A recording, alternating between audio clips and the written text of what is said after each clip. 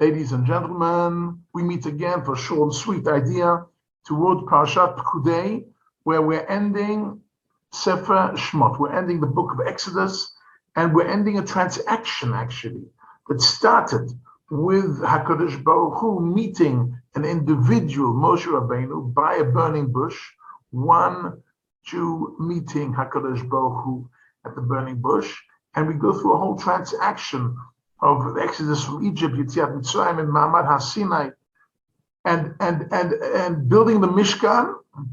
The end of the transaction is that the whole of Am Yisrael sees HaKadosh Baruch Hu day and night dwelling in the Mishkan. Not one person at a burning bush, the individual at a specific moment, but all of Am Yisrael see HaKadosh Baruch Hu dwelling all the time, with the fire at nighttime and with the cloud at daytime. Wow, feeling HaKadosh Baruch Hu's presence. In the middle of the Parsha, when all the elements are in place, ready to put the jigsaw puzzle together, put the Mishkan together, and Moshe Rabbeinu sees everything was built exactly according to the directions, we find the pasuk as follows: Vayar Moshe et kol hamalacha. He overlooked everything that was made, all the different components of the Mishkan. They did it exactly according to the right measurements, with the right materials, exactly according to the instructions. Vayvarech otam Moshe. Moshe gave them a blessing to all those who were involved in building the Mishkan, B'Tzalel and Aliyav and all the teams. There must have been thousands of people involved in this, and in donations, and everything that had to do with the Mishkan. Vayvarech otam Moshe, gave them a blessing.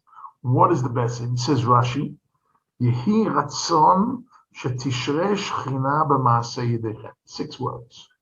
Yehi Ratzon, may there be a will in front of HaKadosh Baruch Hu, the Almighty, Shetishre Shechina b'Maaseh Yedechem, that whatever you do, you should find HaKadosh Baruch Hu's dwelling within what you're doing. And that's an amazing thing. I mean, I think this is a wish we all wish for ourselves, and whatever we do, whether we're building a family, whether we're building a school, whether we're building a kehillah, a shul, building a business, we want to feel the presence of HaKadosh Baruch Hu. Yehi Ratzon Shetishre Shechina b'Maaseh Yedechem.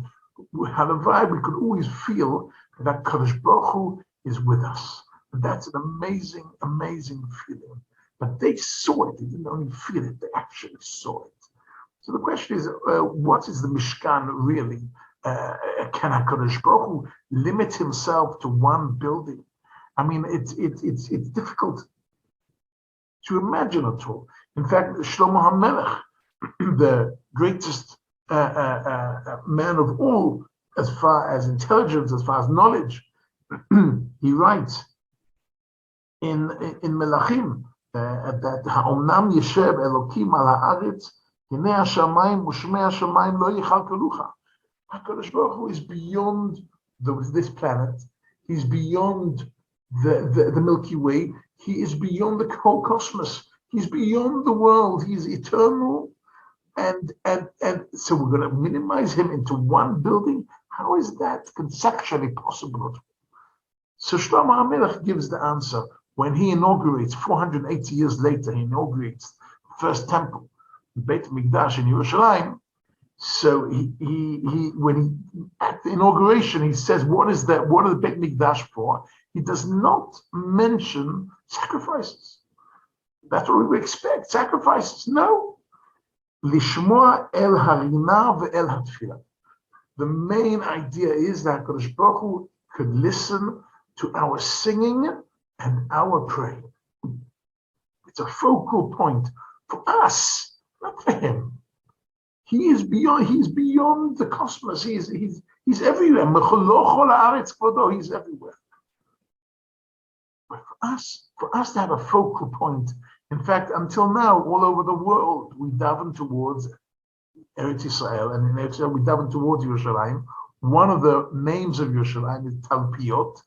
It says the Talmud, Tel Talpiot. Tel, it's the mountain, Piot, that all the mouths, we daven, We try and focus our body towards Yerushalayim when we daven, because we know it's through Yerushalayim that our singing and our prayers go up to heaven. And that is an incredible idea. Now, the Soloveitchik says something a bit deeper, which is, we are called Tselem Elokim. We are created in the image of God. We're the only species which were created in the image of God, not the angels and not the animals, and only we as human beings were created in the image of God. What does it mean in the image of God? One of the explanations, tselem, is from the word tzel. Tzel means shadow. And therefore, if the sun is shining on my hand, so I've got a shadow of my hand, and if my hand moves right or left, so the shadow also moves with it, which means we can shadow HaKadosh Baruch Hu. We can imitate HaKadosh Baruch Hu. And in the things, in the mitzvahs we do, we're imitating HaKadosh Baruch Hu as well. And in this imitation, he says something very interesting. HaKadosh Baruch Hu created a cosmos, and in that he created the Milky Way, and in that he created planet Earth, and planet Earth, he put the human beings. So as far as we know currently, there are no human beings on any other planet. But this is the planet. That means he made a place for us, for human beings to dwell. So like he created the whole world and created one planet for human beings, so we build our buildings and our factories, and we build our whole world, and we set aside one building for HaKadosh Baruch Hu, which is the Beit Mikdash. In a similar parallel way that he does for us, we do for him. Says Rav Soloveitchik one step further. It's not only an issue of space, it's also an issue of time. Because we know we have Shabbatot and we have Yamim Tovim. We have Shabbos, we've got Pesach, Shavuos, Sukkot. What is the main difference between them? The main difference is after every 6 days is Shabbos. It doesn't matter winter, summer, it doesn't matter what date it is. After every 6 days, that's a Shabbos. Nothing we can do about it. However, as far as Pesach, Shavuos, and Sukkot, we have some control. How come? Because we decide when is Rosh Chodesh, and we decide which is a leap year, and therefore we can move the dates. And according to these dates, we have Pesach, Shavuos, Sukkot, Rosh Hashanah, Yom Kippur. So we have control of the Yom Tov. So he says something very beautiful. He says, like we dwell in his world, in this planet. So we have created Beis HaMikdash for him to dwell in our world, which is the Beis HaMikdash.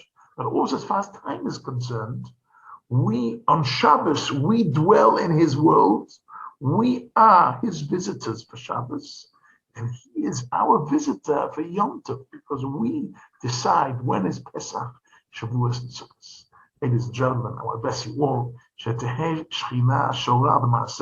Whatever you do, you should feel the presence of HaKadosh Baruch Hu blessing us all the time. Shabbat Shalom.